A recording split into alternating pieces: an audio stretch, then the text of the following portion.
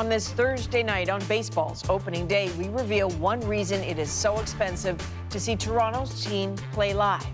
A CBC News investigation finds that almost half the tickets were held by scalpers and that the Blue Jays got a cut of the action on the resales. But will business get in the way of the game's pure pleasure? Also tonight, we're digging into the government's new plan to unclog the judicial system. And were flight attendants at Air Canada really told by their bosses to show more cleavage? This is The National.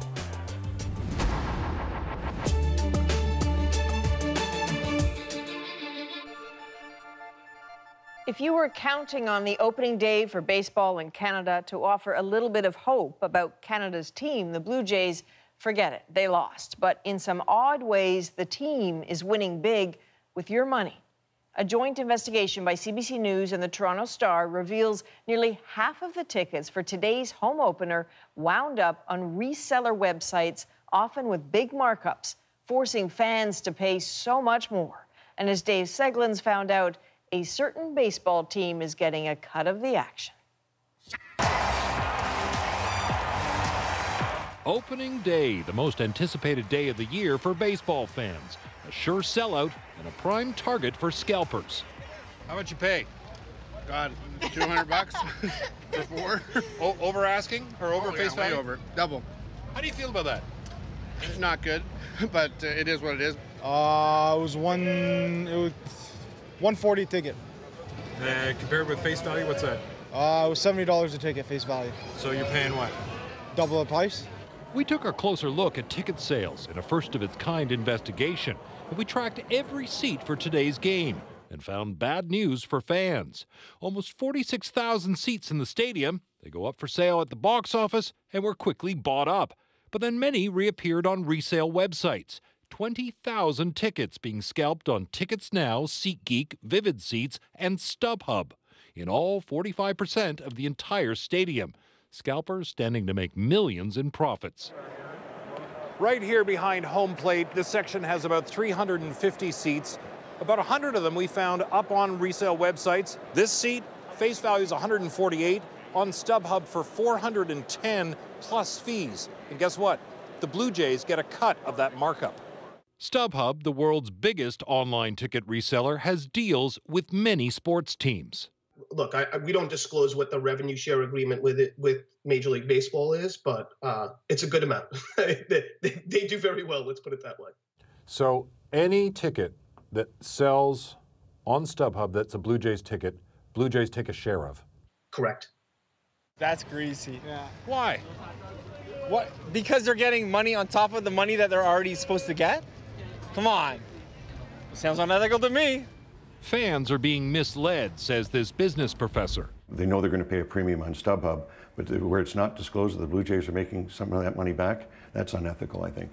It's certainly, you could even question whether it's anti-competitive as well. If I was the Competition Bureau, I'd be interested in taking a look at that arrangement. The Blue Jays declined our requests for comment, but on their deal with StubHub, the CEO, Mark Shapiro, told Sportsnet last week that the Jays want to embrace this scalping market. The Blue Jays expect today's game will be the biggest moneymaker in their stadium's history. Dave Seglin, CBC News, Toronto. So just how do professional ticket brokers get a hold of their tickets? One way that might surprise you, many of the resellers are actually season ticket holders. And the president of the Toronto Blue Jays admitted as much on Sportsnet Radio. You had a season ticket base of 20,000 last year. How much of that base was actually ticket brokers rather than fans? Probably about 50%. The ball spinning a little bit more. In fact, some teams even encourage ticket brokers. The Seattle Mariners, for example, has a dedicated page explaining how they can buy season's tickets, even giving out special broker pricing. And brokers say it's not just for baseball, but for virtually every sport: hockey, basketball, and football. We do buy and speculate that we think that the team is going to do well for that year, and when they don't, we take a beating and we're selling them for well below cost. And then we also get them from season ticket holders themselves that have a surplus of tickets that they can't use for the entire year, and they'll sell off a quarter season or a half season. So the CBC News investigative team that tracked those Blue Jays baseball tickets is working away on a whole bunch of other stories. We'll have those in the weeks ahead, Rosie. Okay, Adrian, the federal government is proposing an ambitious set of changes to the criminal justice system. And if a new omnibus bill is passed, the impacts could be felt right across the country, from defendants to victims and in communities long marginalized. Bill C-75 would change the way juries are selected and how some accused of domestic violence are treated when asking for bail. Other changes appear to address the so-called Jordan decision, a landmark ruling by the Supreme Court that focused attention on the slow pace of justice. We'll tie those pieces together tonight, starting with the problem of clogged courts. On a human scale, the changes could be profound.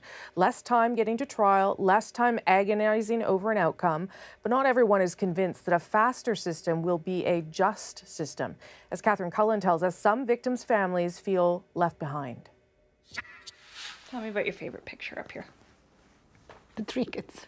Yeah. When was that? Because I don't see that ever again. The killing of Nicole Nael's son Fouad is a prime example of the effect the Jordan ruling can have. Justice! She and her family were outraged when her son's accused murderer was let go because his case took too long to get to trial. A new trial has started, but it's been delayed too. She doesn't have much faith left in the system, but says she supports one of the Justice Minister's proposed fixes, limiting preliminary inquiries to all but the most serious offenses. It's basically like going through a trial, so why don't we skip all that and go straight to the trial? The Justice Minister argues it will make a big difference. This bold reform will substantively contribute to the reduction of the delays in provinces. But not everyone is convinced. A preliminary inquiry ends up saving a lot of time down the road. It narrows issues, it shortens trials, and sometimes it eliminates the need for trials. There are other changes, too, intended to unclog the court system, changing the rules for administration of justice offenses. Which are really just breaching court orders. You're told not to drink, don't drink. They're going to take those out of the regular criminal justice system. Changing bail procedures. What it means is that bail hearings are going to be faster and more streamlined. More people are going to be released, and they're going to be released with fewer conditions and less onerous conditions. And reclassifying indictable offenses. It's probably going to help delay in Superior Court, but it's probably going to make it worse in Provincial Court. But the Justice Minister didn't move with one big change many expected, doing away with mandatory minimum sentences. The Conservatives championed them as part of a tough-on-crime approach, but some lawyers argue they discourage plea deals, pushing defendants to go to trial. It elongates the court process and matters go to trial that otherwise wouldn't have. That's where the Justice Minister should be looking. The minister didn't offer any clear explanation as to why she's still waiting to make changes. Mandatory minimum penalties and sentencing reform needs to be dealt with. Well, Nicole Nael hopes her wait to see justice will end. It's a slow death. It's slow death. Catherine Cullen, CBC News, Ottawa. When it comes to speeding up the snail's pace of justice, a major concern is there are simply not enough judges. And across the country, there are existing positions that remain vacant. Across Canada, including federal courts, there are 56 unfilled judgeships. That's about 6% of Canada's total federally appointed judicial positions. But some parts of the country are worse than others. Ontario and Quebec, for example, have a 3% vacancy rate. In Alberta, though, it's 15%. And that's actually after a hiring spree that happened just last year. But as we mentioned, Bill C-75 goes beyond the issue of unclogging the courts. It completely alters the way courts treat those with a history of domestic violence when they ask for bail. Joanna Remiliotis tells us why, for some, this change could be a matter of life and death. It's a stark reality. Every 6 days in Canada, a woman is killed by her intimate partner. This year alone, in this province alone, 12 women died in alleged domestic violence crimes. And what's worse, most of the time, it comes as no surprise. It's a very personal risk. It's not random. You're the target. This woman asked us to obscure her identity. She's still afraid of her former partner. It's terrifying. It's every minute of every day and night, you're wondering if he's coming to hurt you or hurt the kids. The woman's abuser was eventually convicted, but only after years of stalking her.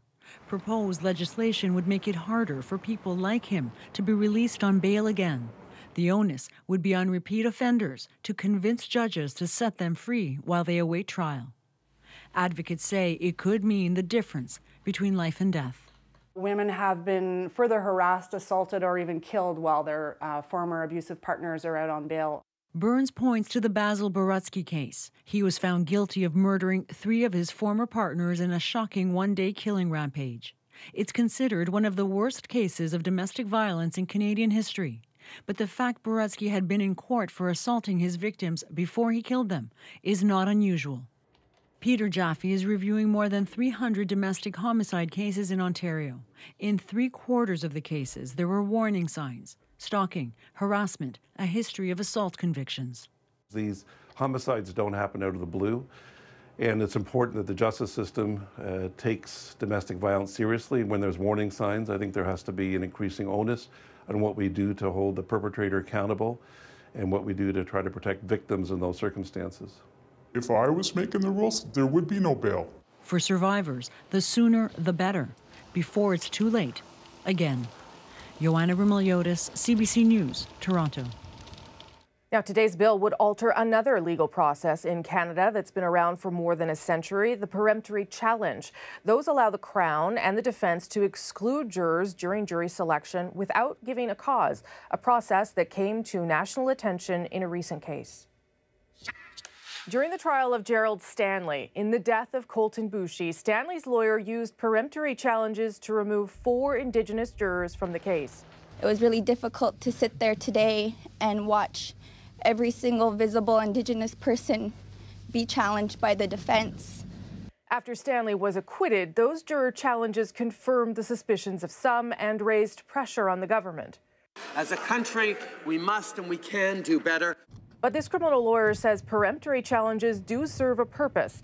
Say if a juror's social media posts include something that raises hard-to-prove concerns about impartiality, for instance. Just because there's a possibility that there could be an abusive strategy or somebody could try to use it wrong isn't a good reason to abolish it. If the bill passes, a juror can still be challenged with cause, subject to a judge's approval. Okay, Andrew, now you're tracking a complaint against Air Canada. Yeah, Rosie, and a serious one, too. The company may be headed straight to a human rights tribunal and a showdown, not with passengers, but with the union that represents its flight attendants. Some of them are claiming sexual harassment and discrimination by management, and their list of complaints is long. Jacqueline Hansen tells us why. The complaints made against Air Canada by the union are detailed. Among them, allegations that flight attendants were required to model new uniforms, to strut their stuff and be judged by management. It claims they were critiqued for having skin that was too white or eyes that were too small. The union says female employees were even told to dress to show more cleavage. Air Canada says there is no systemic issue at the airline, that it has zero tolerance for harassment or discrimination, and that the union didn't share any concerns with the airline prior to filing this complaint. Harassment in the airline industry is an ongoing, prevalent issue. Mandalena Lewis is a former flight attendant at both Air Canada and WestJet. In 2016, she launched a lawsuit against WestJet, alleging a pilot sexually assaulted her and that the airline didn't adequately investigate or respond. She started a class action lawsuit as well. 2 years later, both cases are still in progress. For her, hearing allegations from other flight attendants is a boost. People are finding a way to break their silence. The risk that I took coming forward now feels like it was worth it. Harassment in the industry is getting more attention lately. Just last week, the head of the U.S. Flight Attendants Union called for airline CEOs to denounce objectification of flight attendants. We are called pet names, patted on the rear when a passenger wants our attention, cornered in the back galley and asked about our hottest layover, and subjected to incidents too awful to recall. This employment lawyer expects there could be complaints in other industries as well in the wake of the Me Too movement. People are feeling more confidence to bring these kind of complaints when they are hearing that others are experiencing similar circumstances. Air Canada says it takes such matters very seriously, and its flight attendants are showing that they do as well. Jacqueline Hansen, CBC News, Toronto. Lots more still ahead on The National. NDP leader Jagmeet Singh has had better weeks. First, he punished a senior MP, only to have to backtrack after criticism. What's really going on inside the party?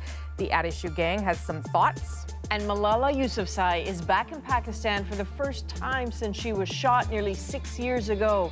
We will hear her emotional message to her homeland. First, though, the clock is ticking for Theresa May. 1 year left to figure out how to make Brexit as smooth as possible, while at the same time watching her own back. I wouldn't want to make any predictions other than one of the guys standing behind her will start the stabbing and the rest of them will jump in and try and take her job.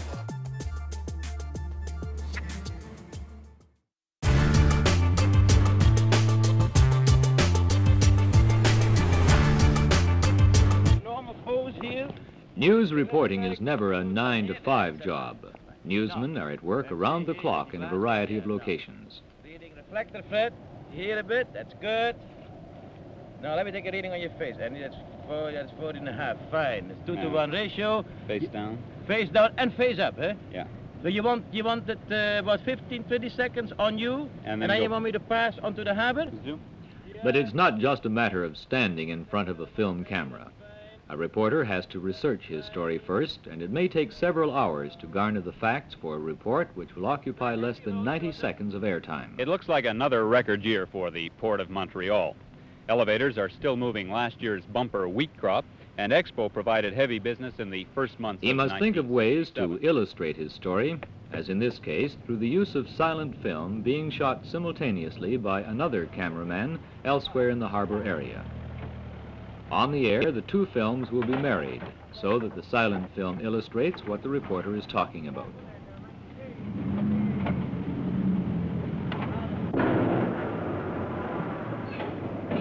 I came to Chicago after being in Boston. And these days, the job of TV reporter isn't solely a man's domain. This girl was one of the first women TV reporters in Canada. She came to television via newspaper work and quickly found a niche doing interviews from a woman's angle. News can be a rough business, however, and a girl reporter must be equally adept at covering everything from a fashion show to a prison riot. It's in an interview such as this, however, that she can probably draw more information from her subject than a wide-eyed male counterpart ever would. Before you decide to become a bunny? Well, oddly enough, I was a school teacher. I taught in a high school just outside of Boston in a very little tiny town, taught speech, drama, and English.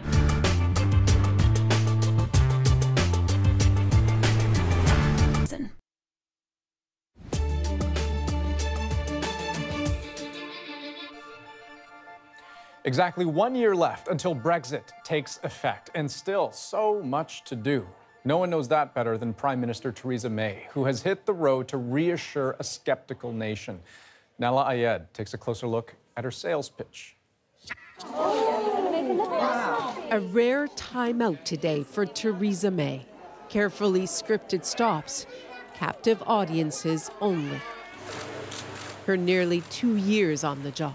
Mostly a sprint to deliver Brexit to a country divided, nothing if not hectic and turbulent. A year out, does she think it will be worth it? I think there's a bright future out there. And yes, I think Brexit is going to deliver. A country, it will be different, but I think there are real opportunities for us as an independent nation for the future. When Britain went for Brexit and she inherited 10 Downing Street, few imagined she'd survive long. I think she's probably their best hope, but I don't think that means that she's qualified for the job.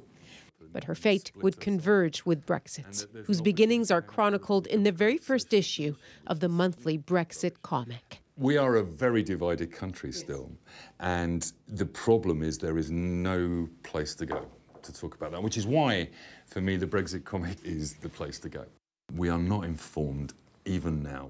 The problem is, no one yet knows where the Brexit story is going. I wouldn't want to make any predictions other than one of the guys standing behind her will start the stabbing and the rest of them will jump in and try and take her job. Likely not before she sees Brexit through, to the benefit of all British, she says. And yet doubts remain among the Remainers, who believe Britain has been swindled, expectations defying reality. A younger generation especially galled by allegations the Leave campaign may have cheated. They'd like a second vote. You know, the word illegal and Brexit is really serious. So I don't know what the answer is, but this needs to be taken seriously. This can't be swept under the carpet like we're so used to. Come what may, she says, Brexit will happen. Her popularity's seen a little bump since her response to the nerve agent attack. But the tight Brexit deadline is what keeps her afloat.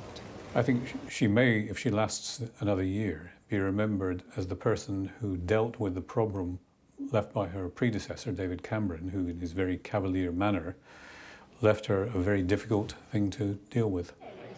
Brexit, in whatever form, will be her legacy. Nala Ayed, CBC News, London. For many fishermen in Cornwall on the southwest tip of England, March 2019 cannot come soon enough. The end, they believe, of EU interference in their livelihoods. With Brexit, the hope is local fishermen will take back control of their waters. But as Margaret Evans explains, they could be in for a raw deal. Dawn, and the promise of riches on the horizon for those who wait. For the fishermen of Cornwall, the waiting is nearly over, and with it will come liberation, or so they believe.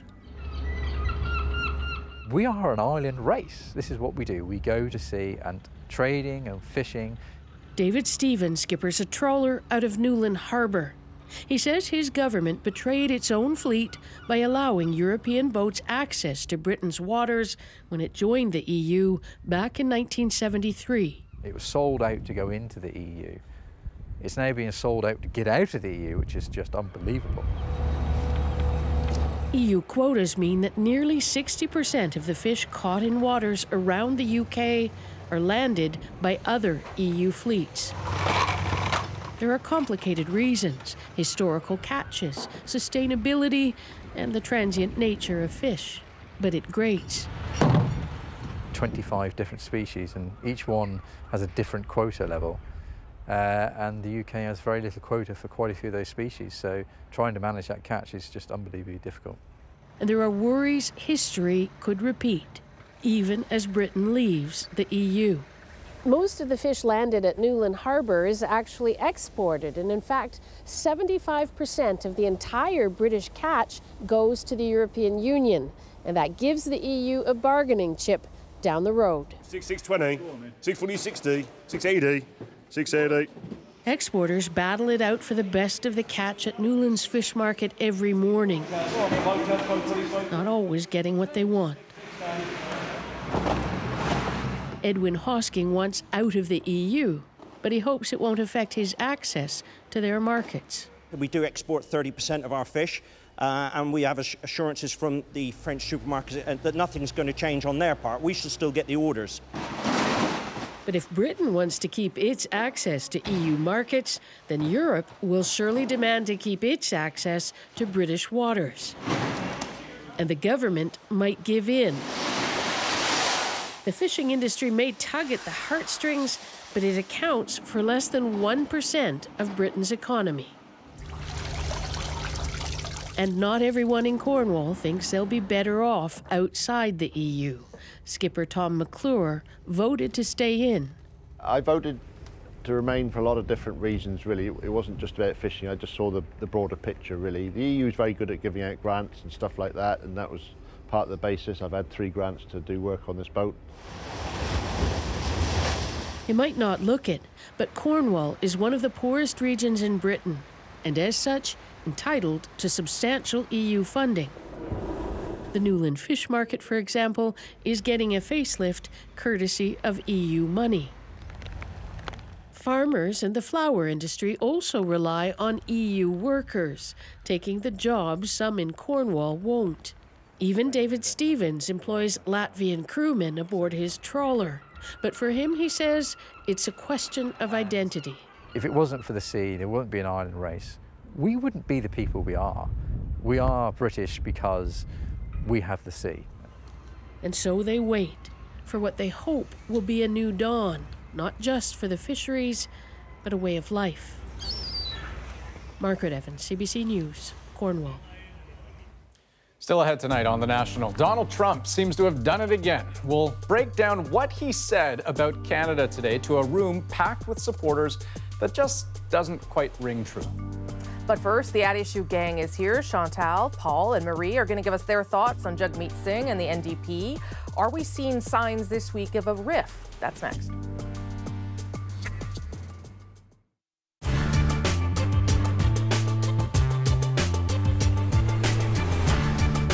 There's more to airports than planes, more going on than construction.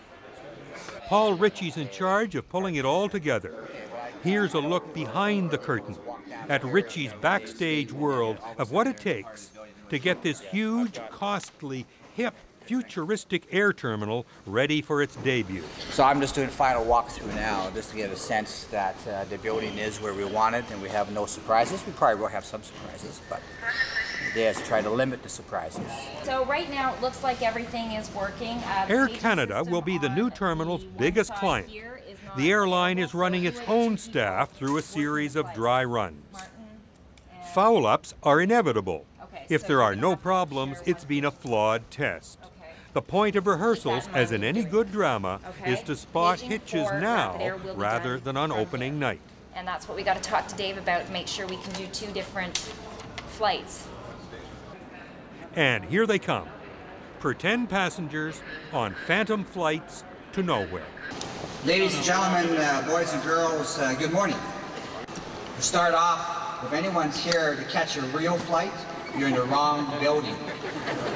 If you have anything in your bags you shouldn't have, we'll find it.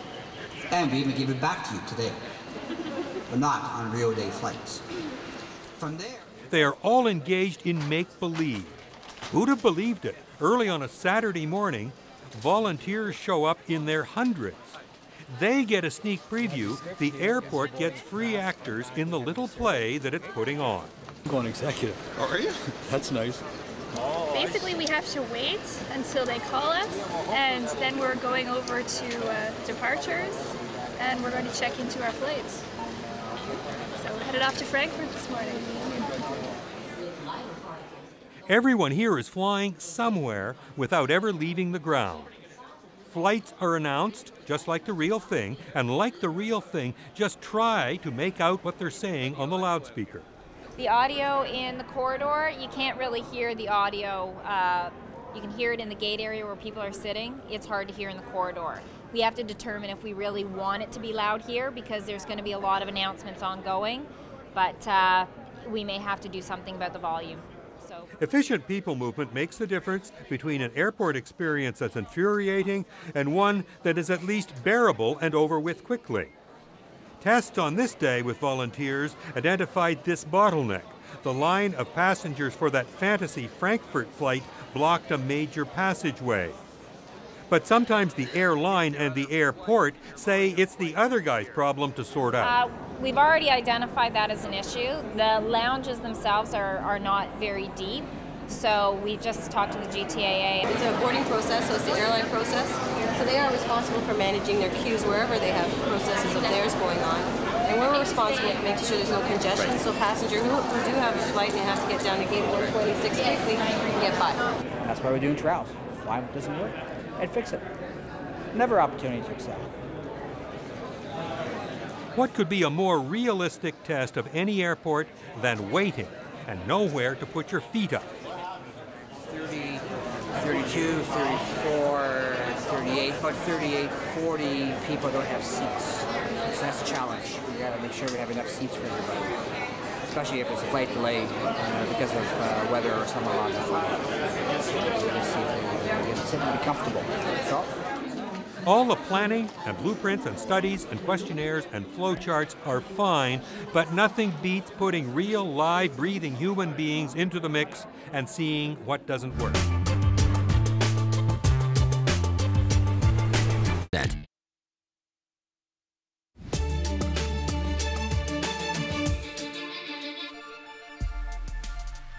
Tonight on The National, doctors in the UK say the daughter of a former Russian spy is getting better, no longer in critical condition. Her father, Sergei Skripal, is still in critical but stable condition. They were both exposed to a nerve agent, an attack the UK and its allies have blamed on Russia. Altogether, countries around the world, including Canada and the US, have expelled more than 150 Russian officials in retaliation, but Moscow says it did nothing wrong and it's fighting back. Меры будут зеркальными. Foreign Minister Sergei Lavrov says Russia will close down the U.S. consulate in St. Petersburg and expel 60 American diplomats. And that's not all. He says other countries that expelled Russians will face similar action. Well, a story now that goes to show you fact-checking the U.S. president is an ongoing process. You remember when Donald Trump admitted a few weeks ago to pulling trade numbers out of thin air in a meeting with Justin Trudeau, just making them right up. Well, today, Trump was back in front of the microphone with another story about Canada that just didn't stack up with the facts. He was speaking to a crowd in Ohio when he brought up his decision to approve TransCanada's Keystone XL pipeline. I get elected, I approve it almost like in the first day, right at the very beginning. And I just say to myself, can you imagine the boss of whatever the hell company it is, who never actually called me to say thank you, but that's okay. We'll remember. So the boss he was referring to is TransCanada CEO Russ Girling. But here's the thing.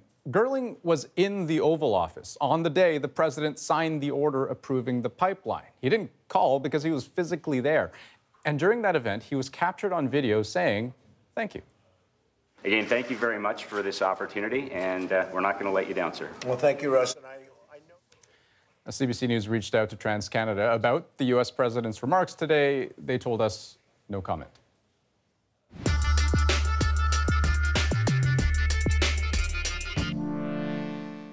I think things could have been handled better, and so these are certainly learning experiences for us as we move forward. I think we need to build a stronger relationship working with the leaders team in caucus. Those were, frankly, some of the kinder words that Charlie Angus had for NDP leader Jagmeet Singh this week.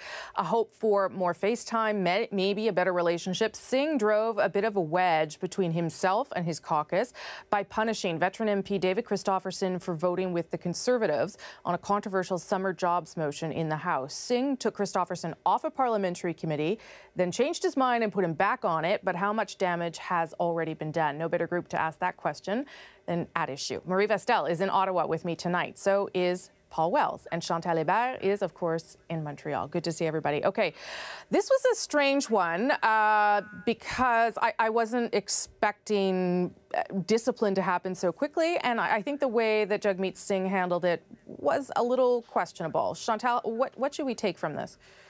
That becoming federal leader is a steep learning curve, that becoming a federal politician is a steep learning curve, that the combination of the two of them for a seatless leader is turning out to be quite a challenge. This is not the first time that Jagmeet Singh is forced by caucus to correct his course. It's the third that we know about. Bilingualism for Supreme Court justices, remember, he mused about maybe in the case of Indigenous Canadians, we could drop that. It's been a long-standing cause of the NDP that Supreme Court justices should be able to hear arguments in both languages. Then last week, correcting the course on attending events where there are Sikh activists promoting violence to achieve their means. And then this, which I think was the more serious one because it went straight to caucus unity and the blood was spilled in public. And did he have a choice, Paul? Was there any other option here than to put Mr. Christopherson back into his place? I'm given to understand that the plan was always to put Mr. Christopherson back after a while. This was essentially a stint in the penalty box. It was substantially foreshortened after Charlie Angus criticized the leader publicly. It's interesting, there's kind of a pendulum that swings in party leadership from one style of leadership to another, from the sometimes lackadaisical Jean Chrétien to the hyperactive Paul Martin many years ago. Remember that Jagmeet Singh is the leader because the party was sick of Tom Mulcair, who was a master of parliamentary procedure, but seemed sometimes to be too much a creature of the House of Commons and unable to reach outside it. Now they've got a leader who sometimes seems unable to reach inside it and connect to the caucus, and he's paying the price for that. And I wonder how much is due to that, Marie, the fact that he doesn't have a seat, he isn't around a whole lot. I don't see him around a whole lot. No. How much does that have to do with his connections with caucus and sort of getting a read of the room? Well, I think it has a whole lot to do with it. I think the Christofferson issue translated both of the problems that Chantal alluded to. First off, that he doesn't necessarily know the nuance of federal policy, because in this case, David Christofferson didn't vote with the Conservatives on this motion because he suddenly was not pro-choice anymore. He said he remained pro-choice, which is the NDP's policy, but he felt that the Liberals' change to the attestation for summer jobs grants applications was too restrictive. It didn't let people have the freedom to disagree with the law, even if they agreed to respect it, just to personally disagree with it. And so I think it showed that he didn't grasp the nuance of this thing that has been discussed in the House of Commons for months now. But it also translated the other problem with him not being in Ottawa more than what I think is a few hours a week, because he didn't feel, first off, that David Christofferson felt this very deeply enough to vote against his party, but also that from what we've heard, he wasn't the only one. There were other MPs who had the same malaise with voting against the Conservative motion for the same reasons that David Christofferson did. You seem to suggest, though, in a column this week, Paul, that this is not, fatal, that no one needs to panic yet. Well, I actually I suggested the NDP had better not panic, in the sense that they're stuck with this leader until the next election, or trying to replace him would cause its own set of problems. If getting rid of Tom Mulcair was a mistake, and different people can reach different conclusions, I think it was a huge mistake. Getting rid of Jagmeet Singh as leader would compound the error and give the impression that the NDP has no idea what it wants to do. This party has to learn to work together. Clearly, the leader has to get to know the caucus. There should be some sort of formal committee system which includes veteran members of caucus working with the leader on the daily and weekly agendas. But also the caucus is going to have to learn to get to know the leader. I think an off-site retreat like you do in a troubled workplace would not be a bad idea. Like trust exercises, falling into each other's arms and stuff like something. Yeah, that's good. Yes, but sometimes I don't disagree with any of that, although I think it's a bit charitable on Paul's part. There are times when provincial politicians do not actually manage to make that transition. Yeah. I'll name two of them, Stockwell Day and Martine Ouellette. And what they have in common with Mr. Singh is that they were sitting members of provincial assemblies, that they were elected with the help of a push for a very different message, and then they could not make it work with caucus, and they disappeared. Okay, and that's a warning to Jagmeet Singh that you shouldn't probably ignore the tensions with your caucus too long, because she lost 7 of her 10 MPs. Yeah, although she's still there for whatever reason. Okay, I want to get to the actual issue that this was about, because, and this speaks a little bit to what Chantal wrote this week, we're just stealing ideas from you guys, around the Liberals' attempt to influence social policy, maybe create social wedges. Here's a little bit of what the Prime Minister said about the summer job grants program. We will stand up for women's rights. We will defend women's rights and the rights of the LGBT community, regardless of what folks in certain religious groups try to push us against. I don't have a ton of time here, but Chantal, is this an attempt, between this and some other things, to, I don't know, smoke out some of the parts of the Conservative Party? Is it a wedge? Are they scaring off people that like Liberals but have positions on these issues? What's going on here? Or keep people who used to vote for the NDP and went and voted for Justin Trudeau on side. I don't know if that was the plan, but it has not worked well. There are too many people like Christofferson, to name him, who are pro-choice and pro-LGBT rights, but feel this was heavy-handed. I covered the abortion debate in the House of Commons. Part of the entire debate was about no government imposing its conviction on abortion on women. It didn't say imposing the conviction that people like or don't like. It was get out of women's business with deciding what they do about carrying a pregnancy to term. Marie, you also found that there's a link here between a few things that the Liberals have tried over the past couple of weeks. Yeah, I think it's been a tendency of this government to maybe push their ideological beliefs, which are very strong convictions of Mr. Trudeau, but I don't think it's necessarily the best strategy to push them down people's throats. The Conservatives were criticized for being too ideological. It's not necessarily better to be too ideological just because you're on the other side of the social spectrum. I think there is a risk here. There are polls already showing that men who supported the Liberals in 2015, of that number, a third have now changed their minds. I don't think this is completely not related to what we are discussing. And I think David Christopherson is a prime example of someone who agrees with these positions but doesn't think that they should be pushed so harshly. And even a Liberal like Scott Sims, who also voted with the Conservatives on this motion on the summer jobs grant attestation, it's a Liberal MP. And he is having a hard time with it. I think that probably gives you an idea that there are probably Liberal voters who are also starting to find this a little bit much, that Justin Trudeau perhaps shouldn't behave like he's, you know, Justin Trudeau, the school teacher, telling people how they should think or what they should or should not think. But if you take that, Paul, with guns would be another example, the racism hearings that they're doing that could be a can of worms they may regret opening up. Is there something going on here strategically that we should try and understand? Or is it just, as Marie says, they're trying to drive their ideological positions? I think these guys are increasingly in love with their own view of the world, and they need to understand that even some Canadians who share their opinions on these divisive issues don't like it when their neighbors are told how to behave by the government. That was what brought down Stephen Harper in 2015. A lot of Canadians were uncomfortable with veiled voting. They were not sure what to think of Syrian refugees, but they did not like the spectacle of a government that was capitalizing on it. And the other thing is, Justin Trudeau needs to know that when he plays both ends of the field, we see him. There is not a Christian, Muslim, Jewish, Buddhist holy day on the calendar that is not welcomed with effusive praise from the Prime Minister of Canada.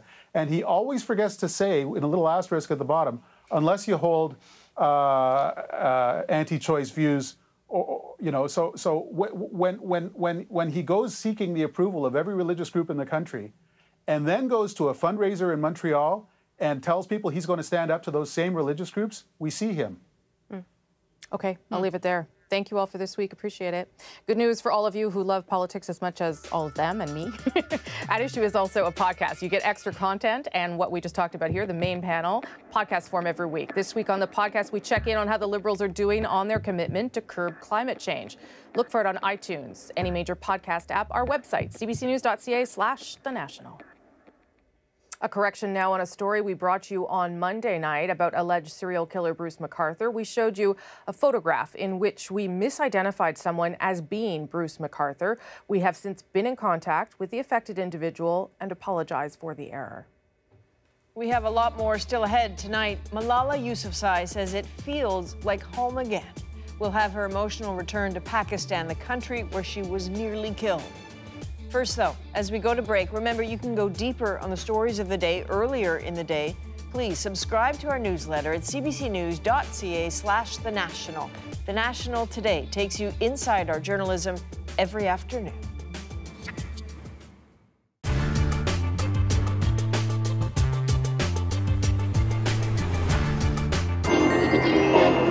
There are more slot machines than ATMs in this country. And government-run gambling is scooping up tons of Canadians' cash, $13 billion a year. To give you an idea, Alberta alone earned more from gambling last year than oil and gas. So who's gambling big? From 15% to 50% of gambling revenue comes from that 1% to 4% of problem gamblers. Addicted gamblers can register in a program called self-exclusion, a common program at casinos designed to prevent people from getting inside and feeding their addiction. But are casinos really willing to bar the hand that feeds them? Mark Kelly and his team at the Fifth Estate went to find out. Their investigation included undercover work at several casinos. Okay, Mark, so how does self-exclusion work when it works? Well, when it works, yeah. Well, it's a voluntary program. So if I feel that I have a gambling problem, I go to the casino and I say I want to be put on a list to ban myself from going into that casino. They'll take my picture, they'll take my information, they'll feed it into their computer system. Now, it's supposed to work in other provinces. Sometimes it's something as rudimentary as having a binder at the door, and security is supposed to say, "Excuse me, Mr. Kelly. You look like this guy? You're that guy, and you're not allowed in here." Clearly, it's a porous system. Here in Ontario, they've actually got facial recognition. So it's supposed to, these cameras should identify me when I show up at a casino. Security should come over and tap me on the shoulder and say, "Excuse me, sir, you have said that you want to be voluntarily banned from the property. Could you please leave the property?" That's how it's supposed to work. So how did you test whether it is working? Well, that's what we wanted to know. We wanted to know just how badly do they want to keep problem gamblers out, the people who would volunteer to be on the self-exclusion list. So we had one of our producers put himself on that list. He went to the OLG, Ontario Lottery and Gaming Corporation. They took his information, they took his picture, they put him into the database, and then we waited a week and then we sent him out to see, well, what would happen if he actually showed up at these casinos to play. He went to 1. He went to 2, he went to 3, he went to 4 different OLG properties in one day, sat down and played the slot machines. Nobody at any point came over to him to say, "Excuse me, sir, you're on this list and you shouldn't be here to play." I mean, they really rely on the money that's coming in from these. An inherent conflict, right? It's a conflict of interest. They want to prevent problem gamblers from feeding their addiction. On the other hand, if they don't feed their addiction, the money doesn't come in. Let's put this into perspective. Here in Ontario, the OLG spends $50 million a year to deal with problem gamblers. They spend $333 million a year promoting and advertising with their casinos. This is an important stream of revenue that's coming in there. And yes, they do have these programs. Yes, they do have these policies, but they appear to be pretty porous. And when we spoke to gamblers, they consider that these programs are really pretty much a joke. What they want more than anything is their money in these casinos. So what do the casinos say when you say, look how easy it was for us to walk right in? They say that there's no system out there that's foolproof. They say that it's up to the person, that they don't want to be policing these casinos, that would create a bad environment. People are asking them to police it. Exactly, and they're saying that they need to be protected from themselves. So there's a solution, and just a simple idea, and think about it.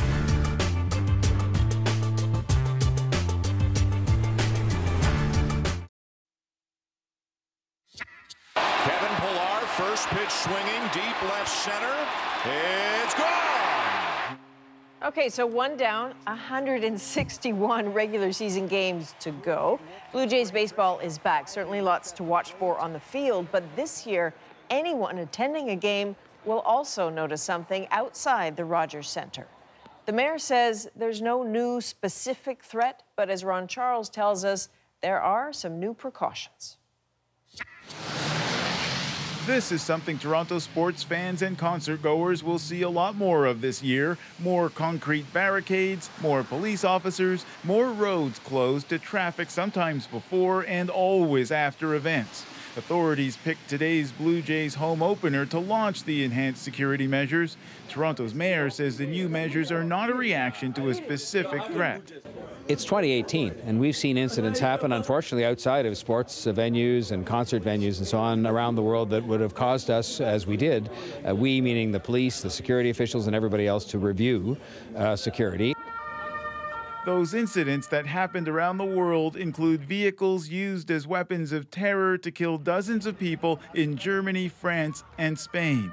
While Canada's official threat level has stood at medium for the past 4 years, a former CSIS analyst says enhancing security is just the new normal. It's very unlikely we're going to have any kind of major incident, but I think that people want to make sure that they've done what they can without being overzealous, without being absolutely crazy in terms of their security precautions, but doing nothing is no longer an option. He says it's very likely Toronto police consulted Canada's spy agencies, particularly the Integrated Terrorism Assessment Centre, which sets the national threat level. That's something the mayor hinted at but refused to elaborate on. Well, I'm not going to name them, but I can just tell you that I was able to look at, documentation that was put together by a combination of police services, plural, and security agencies to review, really just the kind of assessment that would be made of public buildings like this that attract large crowds on a repeated basis. The new measures were put through their paces tonight. Just as the 50,000 Blue Jays fans left the game, thousands of people arrived just blocks away for a concert by New Zealand pop star Lorde. Ron Charles, CBC News, Toronto. Now, alongside the baseball, fans in this country were also remembering two great players with deep Canadian connections. Roy Halladay was honored in Toronto.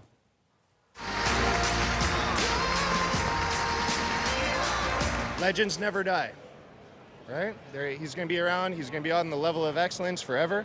He was just one of those players that everybody loves. Halladay's widow and two sons were on the field for the ceremony. The man known as Doc pitched for the Jays from 1998 through to 2009 and is only the second Blue Jay to have his jersey retired. He died last November at the age of 40 in a plane crash off Florida. Meanwhile, Montreal fans are mourning the death of Daniel "Rusty" Staub, arguably Major League's first superstar in Canada. Originally from New Orleans, Staub joined the Montreal Expos from Houston for their very first season in the majors in 1969. He became an instant fan favorite. Maybe it was that shock of red hair. That's where the nickname Rusty came from. Fans also called him Le Grand Orange. Je crois que nous gagnerons. Staub also embraced the French language. That was a big hit, but it was his ability on the diamond that spoke loudest. When the Expos were dead last in 1970, he hit a career-high 30 home runs. 2 years later, he'd leave for the New York Mets, but he came back to Montreal for another 38 games in 1979. In each person's life, there are very special days that happen. Today, you give me one of those days. In 1993, Staub's number 10 became the first to be retired by the Expos or any Canadian team, and he entered the Canadian Baseball Hall of Fame 6 years ago. Staub died in Florida just hours before the new season's first pitch and 3 days short of turning 74. And we are back in a moment with tonight's moment. First, though, remember you can get the real story from CBC News journalists all day long. Find powerful images on Instagram, exclusive video on Facebook, and tweet us at CBC The National.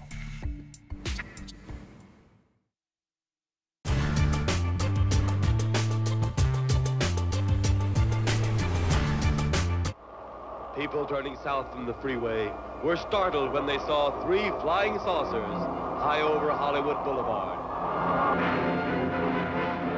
Stories about spacemen and aliens and other galaxies have always been the most popular kind of science fiction.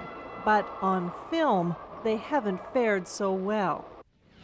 That was, of course, until 1977 and Star Wars.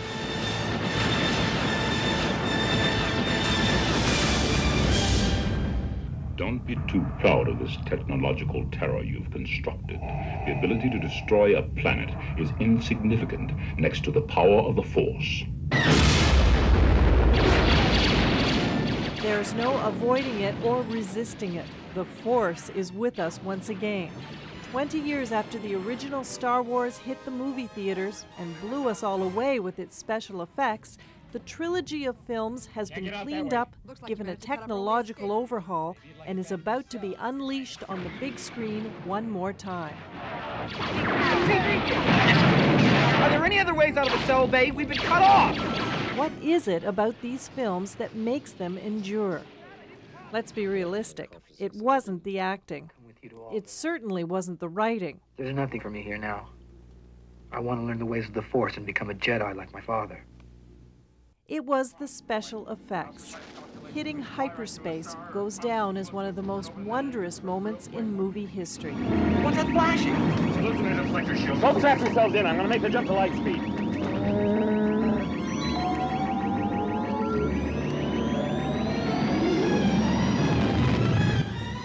For the first time, space looked real. Star Wars meant that movie making had finally caught up with our imaginations, and that opened up a whole new galaxy of possibilities for filmmakers and for audiences. 20 years later, the best actors in Hollywood don't draw crowds as well as special effects do. This film, called Special Effects, playing at IMAX theaters across Canada, is a testament to that fact. And most of the effects that you see in movies today were influenced, if not inspired, by Star Wars. This is Broken Arrow, released in 1995. Look familiar? It looks a lot like this scene from Star Wars. It's incredibly visual.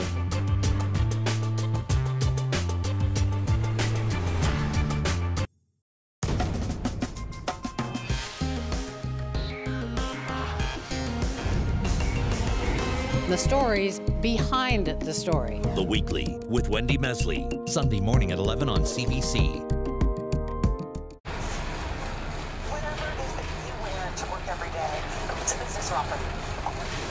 A new way to watch CBC. Download the CBC TV app. David, your face. I know my face. It's a heat rash or something. I look like the Phantom of the Opera. Okay, Ted, I have a few things to say, and I need you just to listen.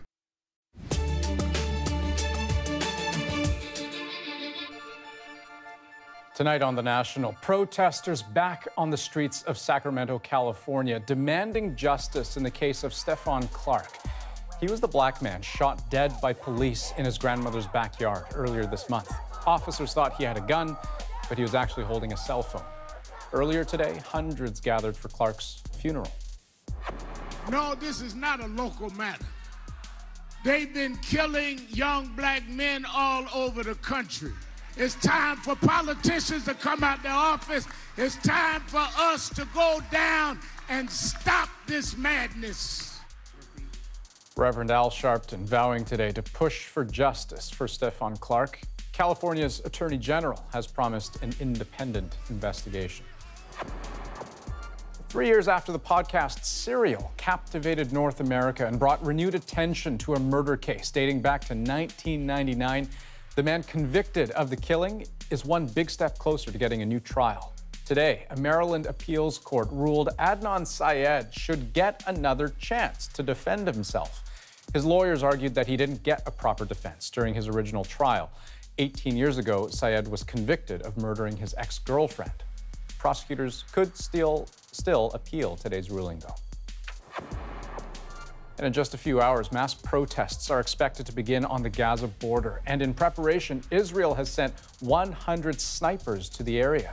The country's foreign ministry calls the protests a deliberate attempt to provoke a violent confrontation. But for Palestinians, tomorrow's annual Land Day commemoration marks the beginning of 6 weeks of demonstrations. They're protesting for the right of return of Palestinian refugees to what is now Israel. The protests also coincide with the beginning of the Jewish holiday of Passover.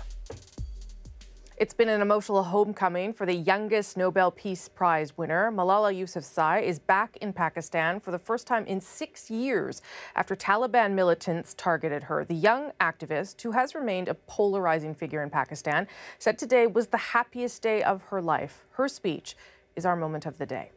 I still can't believe that this is actually happening.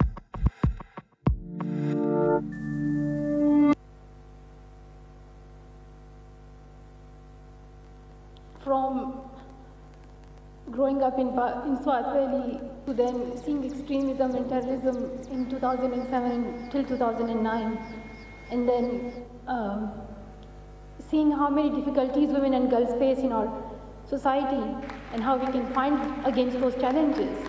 I can move on the streets, I can meet people, I can talk to people, and there is my old home again. You know, it is hard to understand just how difficult a trip this must have been for Yousafzai. And indeed, much of the trip has been shrouded in a kind of secrecy. I mean, we know some of who she's been traveling with, her family members. We know she met with the Prime Minister. But because of the ever-present security threat, I mean, she has to keep active watch, and there's a lot we don't know. No, it's true. It's true. I mean, if you think about what makes it brave about her going back, part of it is that she's not entirely viewed sort of universally as a national hero then. Some people have been very cruel to her online. There's a whole segment of the population that tried to ban her book that said the attack was staged, and that the more she was embraced by, you know, the United States or Europe, the more she was pushed away at home. So the dangers for her, aside from, you know, some societal cruelties, are still very real. And in spite of all that, she said that she dreamed of going back to her home country. It's the thing she wanted most to do, and just last week tweeted memories of it, playing cricket on rooftops and all sorts of things. So obviously it was important for her to go back and reconnect with the people and the place. All right, that's The National for March 29th. Good night, everybody. Good night. Good night.